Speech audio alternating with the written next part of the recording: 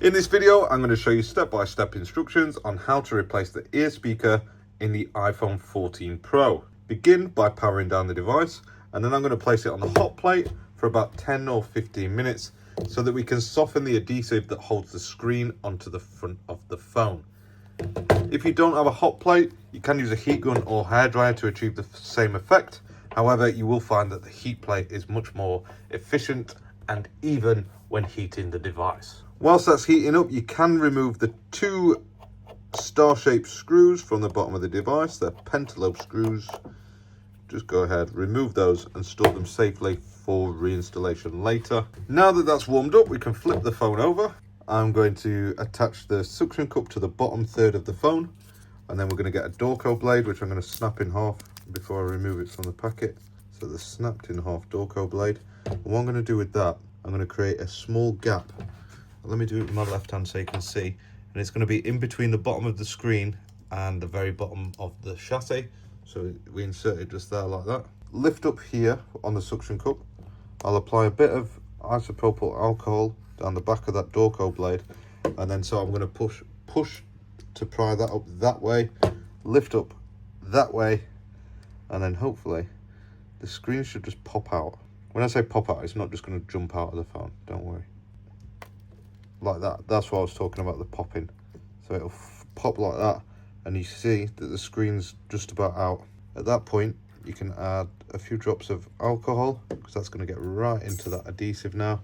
And then we're going to use a guitar pick at this point, and we're just going to use that to shimmy our way along the right hand edge of the screen. First of all, we're only going to go up to about here, so just above the volume buttons there. And we'll do the same, add a bit of alcohol over there, and then we're going to come down the bottom. Notice how I'm just inserting it a couple of millimeters along the edge just to separate the screen. I'm not lifting it up loads. It's just separating the screen from the adhesive or the chassis. And then same again, go up to just above the buttons, volume buttons, and then that's far enough. So we've got the phone, we've got the bottom edge removed now.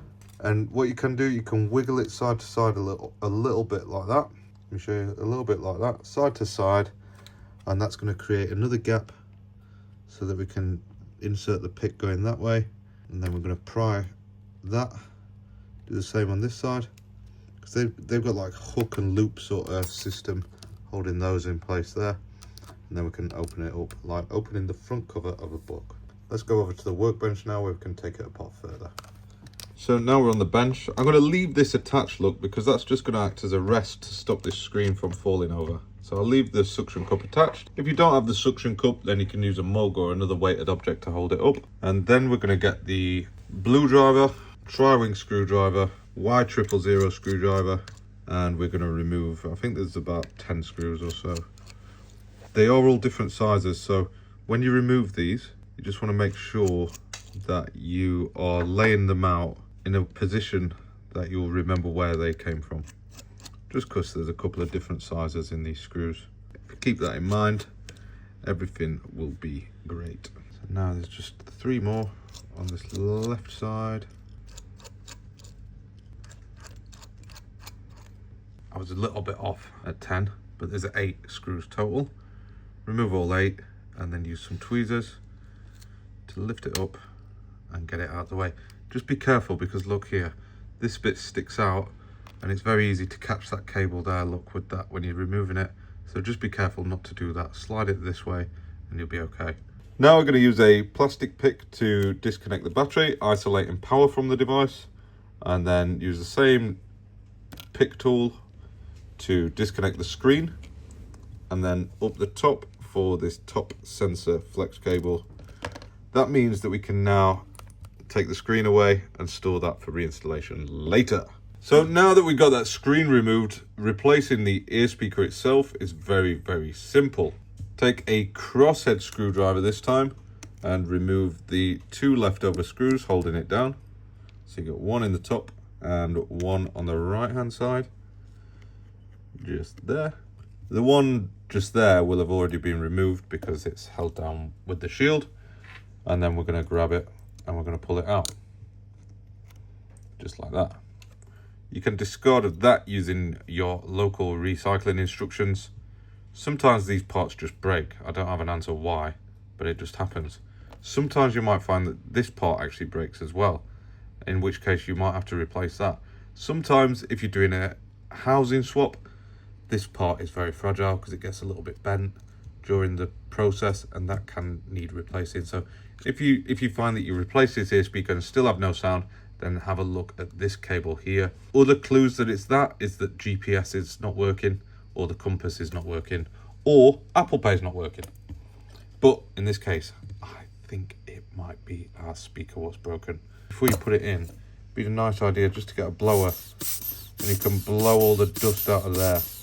We'll clean that up properly in a minute, but I like to put it back together first. So just a very, very simple case of sticking it where you found it. I'm using a pulled part, so it's got that little bit of metal on there. Sometimes you might find that you have to remove that piece of metal. Sometimes it'll come like that, and you have to move that little piece of metal onto it, just like that. But sometimes if it's a pulled part, it's going to probably have the little piece of metal on. I know when I'm pulling parts, I can never be bothered to take stuff like that off. So secure it back down using the 2 crosshead screws. Make sure that it's not moving around anywhere. And then what we need to do at this point is give it a good clean. I'm only going to touch on that very briefly. So first of all, obviously you need to clean the dust out of that ear speaker. Another thing that I've not really touched on in the video is the fact that that could have been blocked, causing no sound. But on this one, we've already had a look at that, so I sort of skipped that option. But yeah, just clean that up, see how you can see through it. And then we're going to remove all the adhesive holding down the screen. Easiest way to do this is with one of these number small X-Acto knife blades. I don't know what number it is. I think it's a 4A or something. Get it started, and then you can sometimes, if the odds are in your favour, I'm using tweezers now, you can peel it. But the odds aren't in our favour today. I'm going to clean this up off camera because it's easier, and then I'll come back to it when it's clean. And just so you don't think I'm cheating or something, it's not it's easier because the camera's not in my way. Usually the camera's there and I like to lean in like that, but it's just easier if I can lean into it, and then I'm not going to damage anything. So that's the only reason I'm doing it off camera, sort of. We're not off camera anymore. Back to the video. I have removed and cleaned up this frame sort of off camera. Now I've got an adhesive seal. Obviously there's a orientation for it. It's very easy to define on this one because there's the cutout for the ear speaker at the top. Line it up in the top left corner, line it up on the left hand side. The rest of the adhesive should follow as long as you've lined those up correctly, and it'll sit down and it'll stick down. And sometimes it can stick bad, sometimes it sticks good. But yeah, just push it in with like the back of the tweezers works, or you can use your plastic spudger, the flat edge of it. You push it in with that, and that's going to really help it stick down so that it doesn't come off when you remove the first layer. So that's the blue sheet. If you find that it is lifting a little bit, then you can just push it down and lift up the blue sheet at the same time. That works well.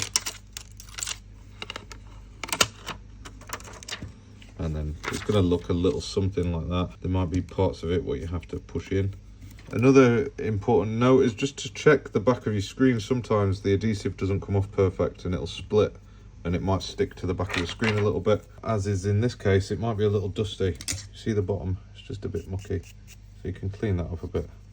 Don't go mad cleaning the bottom just because there's a risk of damaging it, depending how stiff your brush is. So I'm just going to run the brush around the edge. Now we can reconnect the screen. Reconnect this top flex cable too, and then reconnect the battery. I'm just going to call a little hold point now. I'm not going to go through the testing of it, but the easiest way to test it is play a YouTube video and put your ear up here. You'll hear if it's working or not straight away. So just test it at this point before you screw everything down and seal the phone up. Once you've tested it, turn it back off, and we can open it up. And it's time to reinstall this little cover shield thing. With this guy here, let me show you. There's a little point just there. It needs to slide underneath a little shoe what's just hiding here. make sure that it slides under it like that. It's in. So the bit where it's got a slide under is just there, look. So we can just re-secure all these 8 screws down.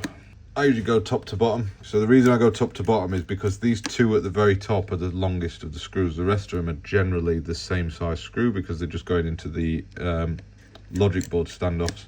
And those top 2 are going into screwy sort of standoffs. Don't know if that makes sense to you, but it does to me. Other than that, it's a very, very straightforward repair. And I think that the most difficult part about it is removing the screen safely. The rest of it, removing the screen safely and removing the adhesive. So all the removal work. Swapping the speaker itself is very, very easy. It's 2 screws really, isn't it?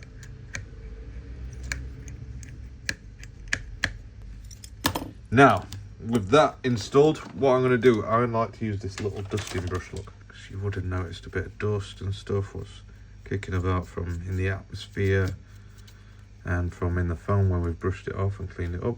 So we're going to just brush it off, dust it off. If you've got a dust blower, use your dust blower, get it off those cameras and stuff. And then what you'll notice is on your adhesive seal, there will be some little pinching points, which are there. You can lift those up. Remove that last layer of film. Let me show you that bit where it's attached to it and it's not coming off the film. Just push down on it and lift at the same time and it will come off, look. Instead of getting it all messy, you can just help it along the way. Because once you start squeezing it together, it's all going to stick and it's going to be alright. It's just getting it started really that's difficult. Now I'm going to fold the screen shut and peel it back. Peel it back. And then the last bit is at the very bottom here. Now we can fold the phone shut. And it's the same as when we took the screen off. We start in the top, make sure that it sits flat in there, and then push it down on the edges. If you find that there's any obstructions, then stop and just check what it is, because sometimes like a stray screw might be sat on the edge, or it could be anything. So just make sure that there's not anything blocking it, because the last thing you want is to pop the screen. By that I mean like damage it when you're pushing it back on, because that's what happens. Carelessness breaks screens. Anyway, 2 bottom screws back in, and then you're going to do a full functionality check. That means testing the charging, speakers, compass, everything. I'm not going to bore you with that right now, but I will wish you a great day, and I'll see you in the next video. Thanks for watching.